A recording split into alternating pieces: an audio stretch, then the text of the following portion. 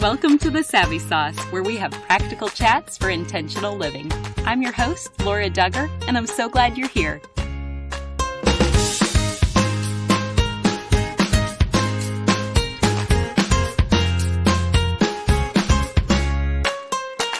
Today's message is not intended for little ears. We'll be discussing some adult themes, and I want you to be aware before you listen to this message. I'm excited to introduce you to an old friend and today's sponsor, Justin Moss. He's an expert EOS implementer, a certified speaker for the John Maxwell team, and a passionate coach committed to glorifying God by helping business owners get everything they want from their business. We are continuing our sex series with an incredible interview with Dr. Jennifer Degler. Dr. Degler is a psychologist, life coach, author, and speaker. You are going to laugh and you're going to learn so much as she shares about practical ways females can flourish in their marriage and in their sex life. Here's our chat. Welcome to the Savvy Sauce, Jennifer. Thank you, Laura. Thank you for having me on. Well, will you just start us off by sharing a bit about yourself and how you ended up in this line of work? Well, Laura, I don't think anybody on sixth grade career day says, I want to be a sex speaker when I grow up. It's one of those things that if you end up in this field, it's usually because of this is just something God called you into, and you've also done your own healing journey and found out that there are a lot of people who are really hungry for solid, practical, biblically based sexual information. And so I am a clinical psychologist. I am not a sex therapist. A lot of people think I am, but I'm not. I am a clinical psychologist. And when I was a young mom, I was asked to speak on sex to a MOPS group, a Mothers of Preschoolers group. And I said, I don't speak on sex. And they were like, no, you're a psychologist. You should be able to speak on this. So I decided I'm going to come up with answers to my questions that I had as a young mother. Like, where did my sex drive go? Why am I so tired all the time? How can I make my sex life better while I still have little ones running around the house? And out of that first presentation, that was probably 24 years ago, I've just developed a speaking and writing ministry, helping Christian wives make their sex life sizzle. That's amazing. And I'm so grateful for the work that you do. For generations, we've learned more about males' normative experience of sex. But you, Jennifer, do such a great job providing knowledge about the woman's experience as well. So can you tell us more about the 3 essential aspects to a woman flourishing sexually in marriage? Sure, Laura. So this is a model that I developed. I call it the sexual fire triangle. And if you were ever a Girl Scout, you may remember the fire triangle. You need 3 things to make a fire. You need heat, you need fuel, and you need oxygen. And when you combine those 3 things, then you get combustion and you get a fire.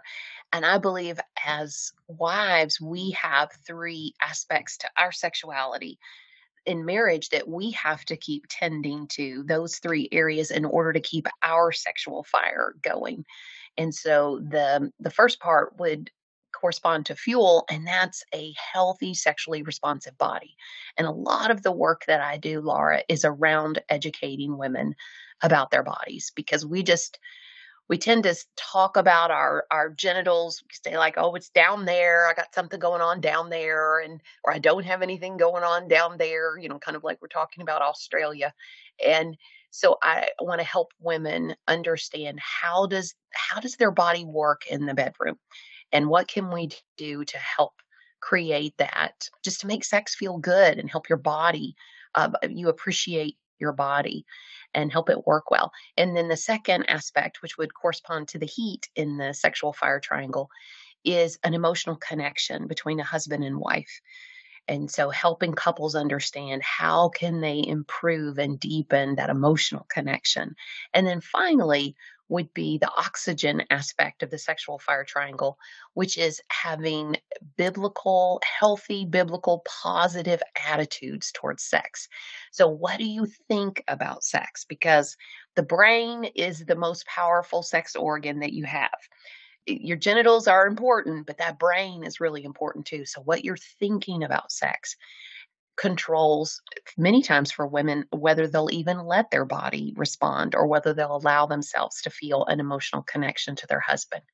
So, we want women to pay attention to those three areas, and if things have been flagging in the bedroom and kind of losing their sizzle, it really helps to just stop and evaluate those three areas. How are things going with my body? How's my emotional connection?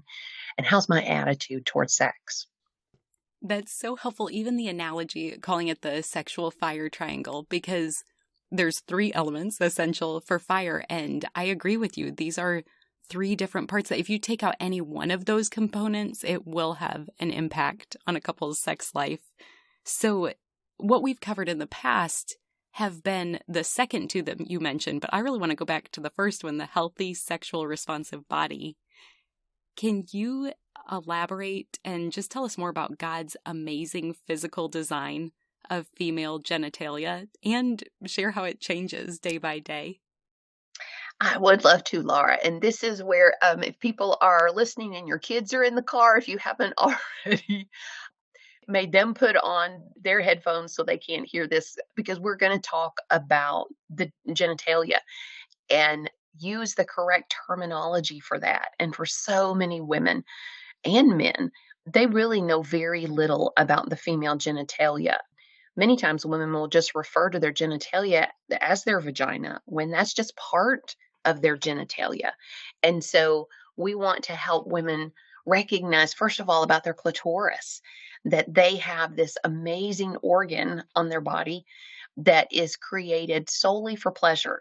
A man's penis is a multi-purpose tool. It's not created just for pleasure. It's created for procreation and urination and for pleasure and for writing your name in the snow. There's a lot of purposes of a penis, but a clitoris is only there for pleasure. And so we want to help women understand that's something they need to find if they haven't already. And you can certainly look at anatomical drawings and see where that is at the top of that clitoral, the lips of the labia, and to understand that all of the nerve endings that are in your husband's penis are in your clitoris, and that network of arteries, the network of all the blood and the tissue and nerve endings, that all of that continues up into a woman's body. So while the clitoris itself is very small, it's only the size of about a pea, that a whole lot of things are happening inside your body where you can't see it, that are helping you get sexually excited and helping your body be more responsive. So, helping women educate themselves about their clitoris and then understanding that most orgasms that women are having, they're clitoral, even if they're having an orgasm as a result of intercourse. So, that would be a penis and a vagina, that it's because of clitoral stimulation, and that it's difficult for women a lot of times to have an orgasm just from intercourse. That's why we create a baby. But in terms of creating pleasure, we need to make sure that they are looking at the clitoris as well. And this is where sexual pain can be an issue many times for women that is not being addressed, and they're having intercourse and it's hurting, or maybe not even intercourse, maybe just some kind of manual stimulation, and that is painful to them. And instead of saying, hey, that hurts, I need to go get that checked out, a lot of women will just grin and bear it. And that will shut down your body. After a while, your body will begin to armor up. So it's so important that if part of the reason why your sexual fire is going out is because sex hurts, then we need to stop doing what hurts and go and figure out what is causing me this pain. Or if you're thinking, gosh, my genitals just, it doesn't hurt down there, but I just don't ever seem to get a lot of pleasure. It doesn't feel good. It doesn't feel bad, but it doesn't feel good. Then that's where it's helpful for couples to read a book together, maybe to go and talk to a therapist to figure out, okay, if it doesn't hurt, but it doesn't feel good, what can we do to help maximize the woman's pleasure? That is all so helpful and so clear. And then also just looking at females' hormones and how they change throughout the day and they change throughout our cycle. What are some helpful tips that we may not be aware of that are actually affecting us sexually? So, if you take a typical 28-day cycle, and this would be for a woman who still has a period, then day one of your cycle is the first day that you begin bleeding. And then right in the middle of that, usually around day 14, is when you ovulate. And the way you're going to respond sexually can really, really vary from day to day. And so if you start at the beginning on that day one, estrogen is beginning to rise, and that's the happy hormone. And so typically women are beginning to feel better emotionally. Now, usually, if you're actually on your first couple of days of your period and you're having a lot of cramps and whatnot, you're not necessarily feeling better. But as you're getting into days 3, 4, 5, and so on, as estrogen is rising, then you're beginning to feel better. And serotonin, which is a neurotransmitter, it follows estrogen. So when estrogen is up, serotonin is up. And when estrogen goes down, serotonin goes down. Well, serotonin helps with our mood, helps our mood feel more positive, more stable. It helps us sleep better as well. CRF, which has to do with regulating our blood sugar, that follows estrogen as well. So we typically are feeling that we're not having cravings in those first 2 weeks of our cycle. So usually for a lot of women, this is a great time to have sex because they're happier and they like the people in their house better and their body is more responsive. And around about maybe day 12, going into day 12, day 13, as you're beginning to ovulate, and as you're ovulating, usually around day 14, then you're going to have a surge of luteinizing hormone and you'll ovulate. And whether you can feel the pain of ovulation or not, your body interprets that as you being in pain. So your body decides, I'm going to help you out and I'm going to release some endorphins because you're in pain. So you get this endorphin high around the time that you ovulate. And for many women, that is the one time during the month that they actually kind of begin to think about sex without it being prompted because they're kind of high on endorphins. This is kind of God trying to get you pregnant because this is also the time when you are most fertile. And then after you ovulate, usually within about 24 hours after ovulation, your body says, hey, you're not in pain anymore. Let's withdraw these endorphins. And so then you get a little bit of endorphin withdrawal and you feel kind of down. And for many women that they go to bed feeling good and they wake up the next day and they're like, ugh. And it signals for some women the beginning of PMS. And assuming you're not pregnant, your body then begins to prepare itself to menstruate. And so your estrogen level begins to drop and your progesterone level begins to rise. And progesterone causes the physical symptoms of PMS. So the breast tenderness and feeling bloated, which oftentimes means we're not as interested in sex. And as well, because estrogen is dropping, serotonin is dropping, so you're not sleeping as well. You're more irritable. CRF is dropping, which means your blood sugar isn't as stable. So we're having more food cravings and we're just crankier. And for a lot of women, this is not a time when they're interested in having sex because maybe their breasts are tender and they're kind of cranky. But I encourage women, see if you can use this time to have what I call cranky sex. Because if you can have an orgasm, it does help kind of even out your hormones, and you will feel better. And it releases endorphins, which will help with pain relief for any pain that you may be feeling. And so you can just tell your husband, look, I'm not in the mood for sex, but I know if I have an orgasm, I'll feel better.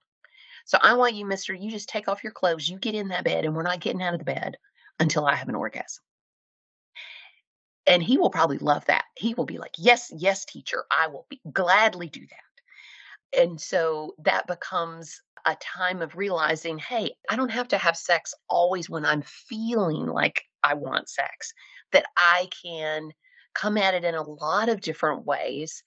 And ultimately, it's creating connection with my husband. And it's also helping me develop a more positive attitude towards sex because it's not just about him, like I'm doing this for him. It's about I'm doing this for me and for us. So over that 28-day cycle, you may find your body responds in all different ways and that your interest in sex varies tremendously. And that's why we as women need to be aware of that and where we are in our cycle so that we can understand better, okay, how can I approach sex? How can I think about sex based on where I am in my cycle? Oh my goodness, that was so fascinating. I've studied sex for well over a decade now, and I've never heard it laid out like that with our hormones. So thank you. That is so interesting. And let's just keep going with that. What other sex education do you find is most beneficial to the clients who come to see you? Well, Laura, I think it's in addition to understanding, okay, here's how my cycle works. I think it's really important for women to understand how sleep affects them sexually, and in particular, how a lack of sleep will affect them sexually. Because men have at least 10 times the amount of testosterone that we do. And when you have more testosterone, you're in drive sexually. And your body is just going to respond quicker to sexual cues. You're more likely to just spontaneously think about sex, and then once you're kissing or caressing, you're able to kind of block out other distractions and just focus on sexual activity. But for women, because we have more estrogen, we're more likely to be distractible during sex. And it's harder for us to kind of put out of our mind all these other things that might be going on. And also, when we're fatigued, either we're not getting enough sleep or we are just working incredibly hard, fatigue decreases our levels of sex hormones. Cortisol, which is a stress hormone, suppresses our sex hormones. So the more stressed out we are, the more fatigued we are, the less interested we're going to be in sex, and our bodies won't respond as well. And when you're sleeping, your body is replenishing those sex hormones. And so I have a formula that I teach couples, which is for women, more sleep equals better sex. And oftentimes, as I said, I got into this area because I was a young mom and I was wondering what happened to my sex drive. It's just gone. And my body isn't as responsive, and realizing I just was sleep deprived, and that my husband and I needed to partner together to figure out how to get me naps. And once we realized our sex life improved dramatically if I could get a nap. And because your testosterone level as a woman, it's highest upon awakening, and it falls as much as a third to a half as the day goes on. So we were waiting until 10 or 11 o'clock at night to have sex. Well, my testosterone level was at its lowest. My energy was at its lowest. And so, of course, I'm not going to respond as well. So trying to get me a nap, and also realizing sex in the morning, for a lot of women, sex in the morning is going to be a whole lot better for them because you're going to have your highest level of testosterone and your mind is going to be clearer and you're physically going to have more energy than if you're waiting until 10 o'clock, 11 o'clock at night. And okay, just to clarify, so by the end of the day, you're saying women's testosterone decreases, it goes down 1/3 or 1/2, or you end up with 1/3 of what you began with? I'm saying it decreases by as much as 1/3 to 1/2 Wow. as your day goes on. So depending on however much you started out with, you're going to have 1/3 to 50% less than you started out with. And we have, Laura, we have testosterone receptors on our genitals. We have them on our nipples. We have them under our arms, and we have them in our brain. I don't know why we have them under our arms, but don't let strangers tickle you. Um, and so when we have testosterone in those receptors, particularly on our genitals, sex will feel better and our genitals will respond better. So that's why we want to maximize that as women, and realizing sleep will help with that and not being so fatigued. And so understanding, that we have to save energy for sex, which means we need to say no to some things that maybe. When was the last time, Laura, that you actually, before you said yes to being on a committee or to bring in cupcakes to school or whatever it might be, to stop and think, how will this impact my sex drive?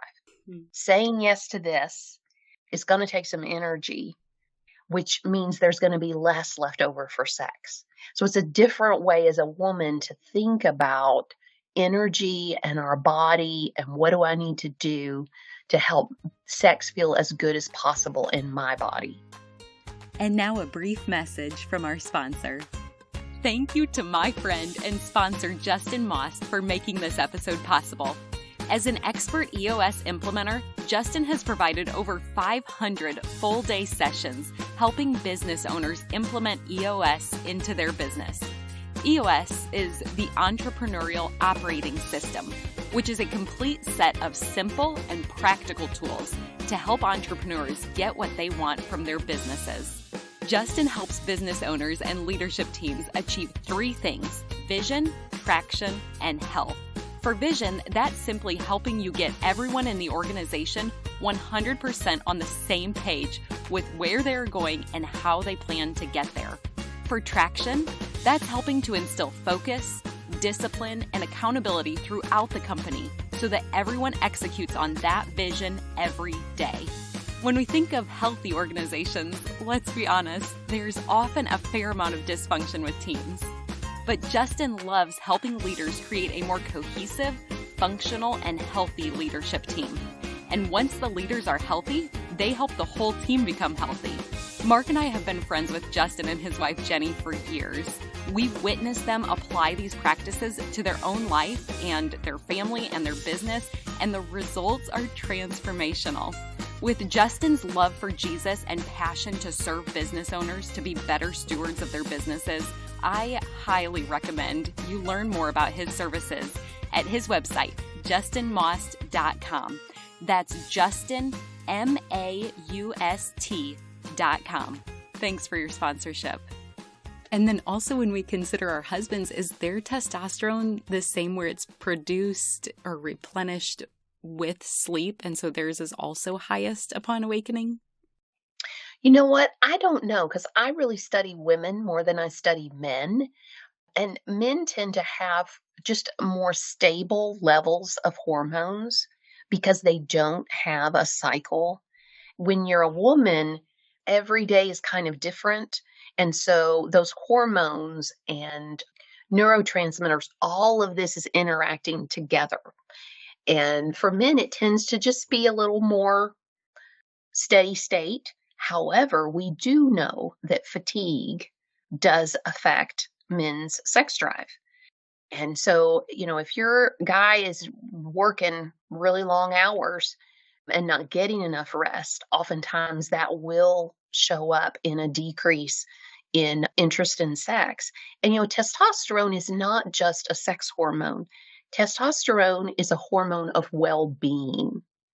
When your testosterone level is normal for whether you're a woman or a man, when it's at a normal level, you just feel better as a person. And so again, it has a lot to do with sex drive, but it also has to do with just feeling good. So that's why for men, if they've noticed a decline in their sex drive and just not feeling just well-being, just not having as much well-being, they can go and have a blood test and see, is their testosterone level normal? Because sometimes, particularly as a man maybe gets into his 40s, he might need some testosterone supplementation. Now, women can't directly take oral testosterone. That would be dangerous for a woman. Sometimes women can use a testosterone cream that they might rub on their body, but in general, supplementing testosterone in women doesn't always result in a big jump in sex drive because there's so many other factors that load onto sex drive and sexual responsivity. But it's always worth talking to your doctor and getting those levels checked out if you used to be interested in sex and you're not anymore. That's all so helpful. And will you now explain vasocongestion and its connection to a woman having a pleasurable sexual experience? Yes, and that vasocongestion, that sounds like a scary word, but it's just the medical term for blood flow. So whenever you have blood flow to a certain area of your body, that's vascular congestion. So that gathering there. So when a man has vasocongestion in his genitals, it's very obvious because he gets an erection. But for women, because our genitals are hidden away, we can't see and oftentimes don't even know that we're having vasocongestion as well. So what's happening is that blood flow is going, a woman is sexually excited and her body is responding, then that blood flow to the genitals, that is helping prepare her for sex. And in particular, one thing that's happening is something called the orgasmic platform.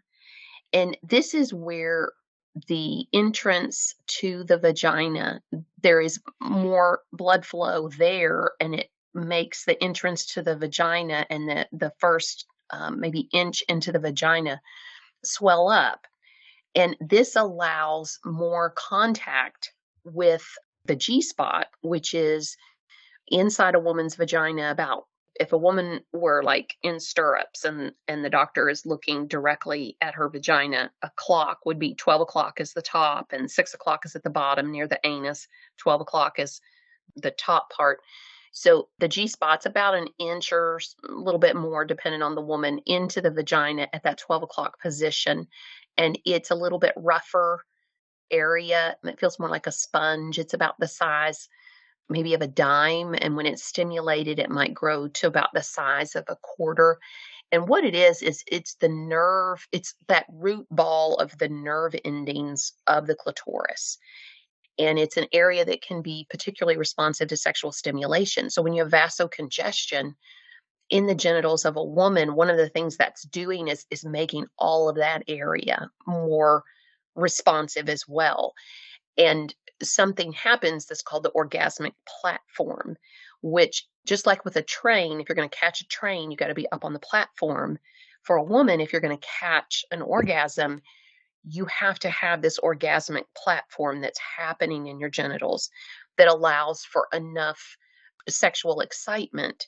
And so this can be tricky if you're taking blood pressure medicine, because it reduces your blood pressure, which for men, it can make it difficult to get an erection, which usually they can tell that it's very obvious. But with women, they don't realize, okay, I'm taking my blood pressure medicine and I haven't been able to have an orgasm for a while. It's those two things are related. Now, again, we don't want you to stop taking your blood pressure medicine. We don't want you to have a heart attack, but it is something to talk to your doctor about and see if what else could you do to lower your blood pressure in addition to taking medicine, so that sexually your body is more likely to be able to create that pleasure. And so other diseases that have to do with blood flow, so whether that's diabetes or something that has caused some atrophy of the genitalia, vaginal atrophy, for instance, women that have had chemotherapy, different kinds of chemotherapy, different kinds of radiation, depending on where that's at, that can possibly cause some atrophy of those vaginal tissues. So the blood flow doesn't work as well there. So again, even though it's embarrassing to talk to your doctor about these things, it's really important to do that, because there are things you can do to help improve that, but you won't know unless you get some help. And with those kind of things, in the same way that other medication, antidepressants, anti-anxiety medication, could you potentially alter the timing if you talk to your doctor and see if you could take it either right before, maybe right after the sexual intercourse Yes. Yeah. together? Yeah. So, you know, antidepressants, particularly SSRIs, the selective serotonin reuptake inhibitors, the original ones, which are like Prozac, Zoloft, Paxil, they do have a tendency to have sexual side effects, and they can make it more difficult to have an orgasm. And I take Prozac myself, and I don't take a very high dose, but it definitely, over the last couple of years with the pandemic and just stress and whatnot, it's been helpful for me because I can struggle at times with depression. But I can tell if I take it and then have sex within a couple of 3 hours after that, that my genitals just don't respond as well. And it's just having just a little bit, you need some sexual tension in order for pleasure to build. And it's just kind of making that harder for that to happen. So I take my pill in the morning. So we usually will have sex in the morning and then I take my medicine, because right before you take your medicine is when you have the least amount of it in your bloodstream. Another thing that we'll do is, like, when we go on vacation, I will sometimes do a drug holiday and I will go a couple of days without taking my antidepressant. And usually by the third day, I can tell I need to start taking it again. But you can talk to your doctor, depending on your level of depression, the severity of it, and figuring out, are there some things I can do to help with my sex life. I know some women maybe don't take it on the weekend. And like if they don't see their husband during the week, maybe he travels or maybe she travels during the week. They take it during the week and then maybe they take a break on the weekend when they're together again because they want their genital response to be better. So again, these are things to talk to your doctor about and be willing to notice. It helps sometimes just like to calendar and write it down and notice, okay, this was good. And kind of working both with your menstrual cycle and also working with your medication profile. What can we do so that we're several times a month, we're having some great sex? And then as well, talk to your doctor. It might be that there's a different medication that you could try. Some of the newer antidepressants don't have as much of a sexual side effect profile. So that might be Lexapro, Celexa, Cymbalta. Those people don't have as many sexual side effects. And there's other, migraine medicines can affect your sex drive and your ability to orgasm. So it's always good to read those little pamphlets that they stick in your bag when you get your prescription medicines or when you take over the counter meds. Definitely read those. That's so helpful. And thank you for being so open and really normalizing that and offering some creative solutions, because even things like decongestants, that dries you up. And so that likely would dry up your genital lubrication as well. So all of these meds may have some impact. So I appreciate those practical examples. There's an exciting project taking place behind the scenes right now, and I would love to invite you to participate. I will give you more details as I'm able, but for now, here's my request. Will you email me your personal story of a specific way God has clearly shown up in your life? Big or small, I want to hear an account of the way He made Himself known to you and maybe received credit for an answered prayer, or a way He worked out a situation in a miraculous way, or how He displayed His power in your life. There's no limit to the type of story to submit, as long as it's true. So please email me your story at this email address, info@thesavvysauce.com. I can't wait to read your story. Thanks for sharing. What are some other important things that you'd like for us to know about female orgasm? I think it's important for women to know that age works in this area. There are so many other areas where I'm at my peak of my strength and bone density when I'm in my 20s, and then it's all downhill from there. But when it comes to your sexual response, women hit their sexual peak really in their 30s. And what we mean by sexual peak is the time from first stimulation to orgasm. Most people know that men reach their sexual peak somewhere around, 18 to 20. But what that means is the first stimulation starts, and then within 2 minutes, he's already ejaculated. So I don't call that a sexual peak. I actually call that premature ejaculation. So it depends on how you want to think about sexual peak. But for women, when they're in their 20s, it can be a challenge to get to orgasm.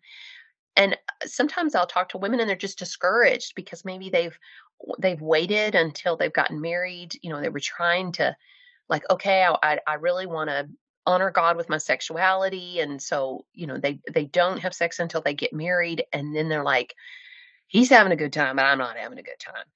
And for them to understand, as you get into your 30s and 40s, it will get easier and easier for your body to orgasm, and you will need less and less stimulation to reach orgasm. Now, that's assuming you're not in sexual pain and that you and your husband do have that emotional connection and you have positive attitudes towards sex. And so that's good news. Now, when a woman reaches menopause, which is the cessation of having a period, the average age of menopause is about 51 and a half. And after that point, it can be more difficult for women's bodies to orgasm. But again, there are things that you can do and things that you can work on to help yourself during that time period. So, as a woman, not only every day of the month are we kind of different, but from year to year and from decade to decade, our body is responding different sexually. So I love what you're doing, Laura, with this podcast because it's understanding, that sex education class that maybe you had in sixth grade or seventh grade. That's only the start of our education. We have to keep educating ourselves as women because we don't stay the same sexually. Our bodies don't stay the same. And so we have to keep understanding, okay, what is it like in this decade? Now that I've had children, what is this like? If I'm breastfeeding, how does that affect me sexually? What kinds of birth control and how does that affect me sexually? And so we just need to keep educating ourselves, just like we do educate ourselves perhaps about other aspects of our health. Your sexual health is part of your overall health. So we want to keep educating ourselves. Well, thank you for that encouragement. And even for the woman, maybe she's recently entered menopause. Could you just give a few examples of those things that you're talking about that could help her with that transition? Well, certainly, because dryness and a thinning of the walls of the vagina, that typically is what can cause women, just in terms of their genitals, sex, if perhaps they hadn't had pain, they might start having pain because they're not lubricating as much and the actual vaginal tissues are not as elastic because of the decrease in estrogen. And so understanding that, she may need some HRT, some hormone replacement therapy, and to talk to her doctor about that. Some women are very scared of that because a number of years ago, there was a study that came out that linked the use of HRT with increased incidence of heart disease. But you really need to talk to your doctor about your family's profile for heart disease, because for some women that didn't really have a history of that, and that didn't have a family history, it may raise their risk from 1% to 2% if they went on hormone replacement therapy. Well, that's not really increasing your risk very much, in my opinion. And if HRT could keep you from having hot flashes and having a very difficult time with menopause, then that would be something to consider. So again, you need to talk to your doctor about that to see whether some HRT could help with that transition through menopause. And then you got to use it or lose it. It's a lot like walking, how a doctor will say, you got to keep walking because you don't want to lose that mobility. And it's the same way. We need to keep blood flowing to our genitals. And so to figure out what can we do, first of all, to make sure things aren't as painful for me, perhaps, find a new lubricant, and then a lot more foreplay, more creativity, taking more time with sex, but to keep blood flowing. Blood flow brings oxygen, it brings good stuff to your genitals. So we want to keep that. If you're waiting and having sex once every 3 or 4 months, then particularly after menopause, that's not keeping those tissues in as good of health. So a lot of communication with your spouse and with your doctor. Many OBGYN practices now have somebody that specifically works with menopause and hormonal issues. A lot of times it might be a nurse practitioner, and that's what they focus on. And so we've come a long way in that area, and it's definitely worth getting a consult with somebody if you're finding, wow, I'm really struggling now that I'm in menopause. That is so interesting, because what I'm hearing too is that blood brings life. And even in the way God designed us, doesn't that just reveal the gospel? I hadn't thought of that, but you are exactly right. How about that? And then as we look for women of all ages, then, are there any other ways that our physical health impacts our sexual response? Well, certainly obesity will decrease our sexual response. And we do have an obesity epidemic here in the United States. And so really being aware, and for women, I think and for men, if we're obese, a lot of times we don't feel as sexy. We don't feel as attractive.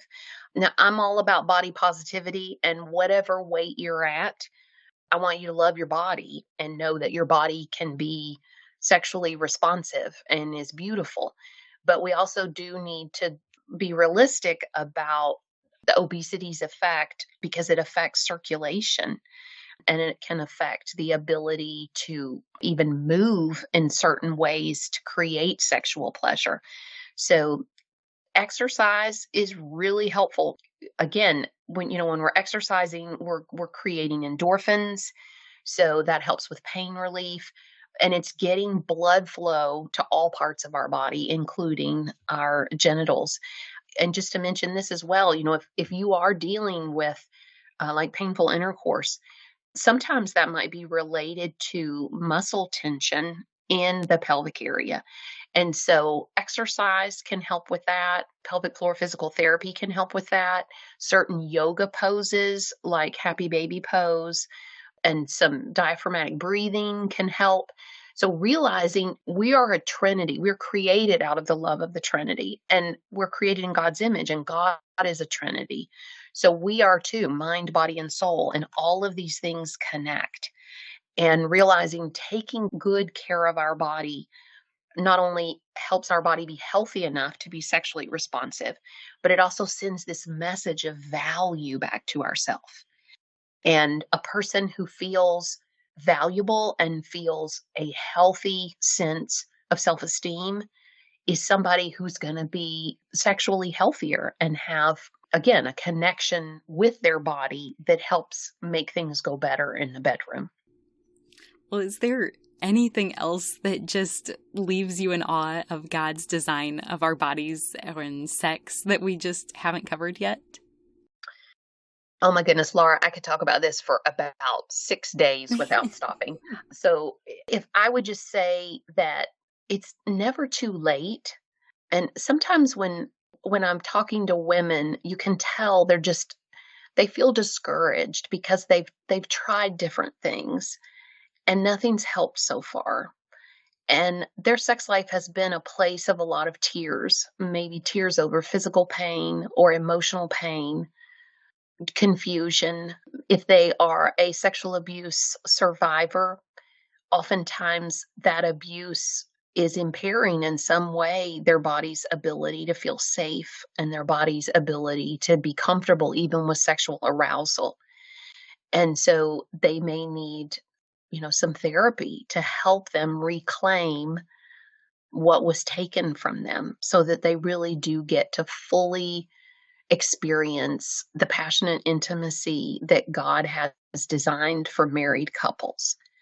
So I just encourage women to not give up and to say, okay, maybe I'm going to make an appointment with a therapist. And now you can, do so much over telehealth. So even if there isn't somebody in your area, maybe you could see somebody in another part of the country, but over telehealth. Maybe you're realizing I don't trust my husband in some way, and it's really hard. Being sexual with your husband it's very intimate and makes you very vulnerable. And if you don't trust him on some level, it can be really hard to relax and enjoy sex. So maybe there's some couples therapy. Maybe you all need to read a book together. Maybe you need a marriage mentor. Or maybe you're not comfortable with your body and you have just a lot of loathing of your body. So maybe checking out some resources about how to overcome body shame. There's a lot of different things we can do. And I encourage women, just pick one thing. You don't have to tackle everything at once. Just make one step towards improving your sexual health. And it's amazing how when you start taking one step and seeing some success there, then it opens up, okay, well, then I'm going to try this now. And it can really get a good momentum going. And so it's never too late, no matter what your age, it's never too late. You're never too broken for Jesus to heal. That's so good. And really, not many Christian women do the same work you do. So if somebody wants to look you up online to see if they can become a client or just want to find a way to learn more from you, where would you direct us? So currently, I'm a clinical psychologist in Kentucky, and the way our licensure law works, I can only see counseling clients who are physically in the state of Kentucky. Now, we're trying to get reciprocity going with other states, so I can do some coaching work with people across state lines over the phone. But what I've done to try and help women that perhaps are not able to meet with me in person, they live somewhere else, is I created Fan the Flame, a wife's guide to igniting sexual intimacy in marriage. And I have this as a webinar that you can listen to. It's really funny and it's very helpful. There's a really good 17-page outline that you can download and print out. This is something you and your husband can watch together, and I go over the sexual fire triangle. And all the stuff I've said today, I say that and more. So it's really good information. And that's also available as a DVD. But if you just want to do the download and watch it on your computer or whatever, that's easier for a lot of people to do. And you can find that resource at jenniferdegler.com, JENNIFER Degler.com. And another resource you can sign up for at jenniferdegler.com is our Dare of the Month. And you can sign up and we will email you once a month a dare to help you initiate a creative sexual encounter with your husband. Nothing nasty. It's something cute. It's just something fun to help you shift out of neutral sexually into drive and kind of get your pump primed so that you're thinking about sex and being creative and having fun. And so that's a free resource that you can get once a month. And there are blog posts there and different things like that at jenniferdegler.com to help with education. But I would encourage women to start with Fan the Flame, watching that. It's a couple of hours. You can have a Fan the Flame party, invite your girlfriends over, print out an outline for everybody, eat chocolate, laugh, have a great time learning, and then go home and set your bedroom on fire. Oh, that is so fun. Thank you for sharing that. I will absolutely link to those resources in the show notes for today's episode. And you may be aware, we are called the Savvy Sauce because savvy is synonymous with practical knowledge or insight. And so as my final question for you today, Dr. Jennifer, what is your Savvy Sauce? My Savvy Sauce is I am responsible for my sexual pleasure. That's why the sexual fire triangle really matters. And those are 3 areas: creating a sexually responsive body, creating emotional connection with my husband, and cultivating healthy biblical attitudes towards sex. That's the Savvy Sauce. And ultimately, I'm the only one that can really make those three things happen. It's not my husband's job to give me an orgasm. Ultimately, it's about me taking responsibility and saying, I am a sexual person and this is something God has for me. And I am ready to step into this and really work on this so that I have every bit of pleasure that God has designed for me. Well, Jennifer, you are so humble and so hilarious and extremely knowledgeable.